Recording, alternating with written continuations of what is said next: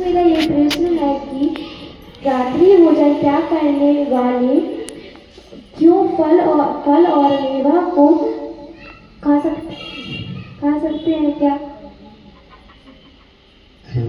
आपने पूछा है क्या रात्रि भोजन करने वाले मेवा फल आदि क्या सेवन कर सकते हैं? बहुत अच्छा प्रश्न है। आप लोग रास्ता निकाल लेते हैं कि रात्रि भोजन का तो त्याग कर दिया है, लेकिन साइड में मेवा है, फल है, दूध आदि से पूर्ति कर देते हैं। फल आहार नहीं, वो तुम्हारा फल आहार हो जाता है। बहुत अच्छा प्रश्न है।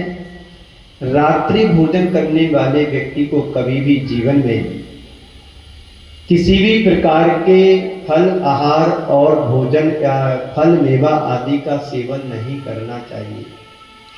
हमारे आचार्यों ने कहा है जो रात्रि का भोजन त्याग करते हैं वो किसी भी प्रकार के चारों प्रकार के आहार में से सेवन नहीं कर सकता है।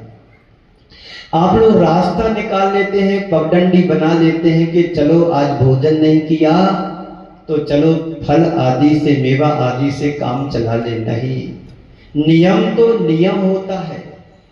नियम को आप यदि नियम समझेंगे तो ये भाव मन में आएगा ही नहीं। जब मैं प्रथम बार गुरुदेव से मिला, गुरुदेव के दर्शन किए, तब उन्होंने प्रथम बार आहार देने का सौभाग्य उन्हें मिला आचार्य श्री के लिए।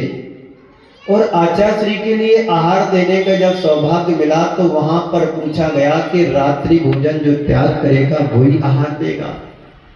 उसके पहले उनको पता नहीं था कि रात्रि भोजन क्या होता है और दिन का भोजन क्या होता है। तो उन्होंने सोचा, उन्होंने जो कहा था मैं आपको वैसा ही कहना चाह रहा हूं। उन्होंने सोचा जब मुझे आहार देना ही है तो खाना भी एक दिन के लिए और नहीं, खाना भी जीवन भर के लिए और खाना भी जीवन भर के लिए। अब मुझे खाना नहीं है और उन्होंने आजीवन रात्रि भोजन का त्याग कर दिया था। आज उन्हें क्या पता था कि रात्रि भोजन त्याग करने वाला स्वयं एक संत के रूप में बनेगा और दुनिया को रात्रि भोजन त्याग करने का मार्गदर्शन देंगे। त्याग होना चाहिए इस पार की उस पार।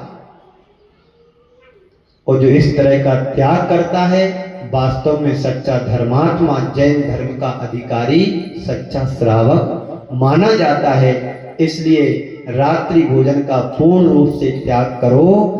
फल मेवा का कभी सेवन भी साथ में नहीं होना चाहिए।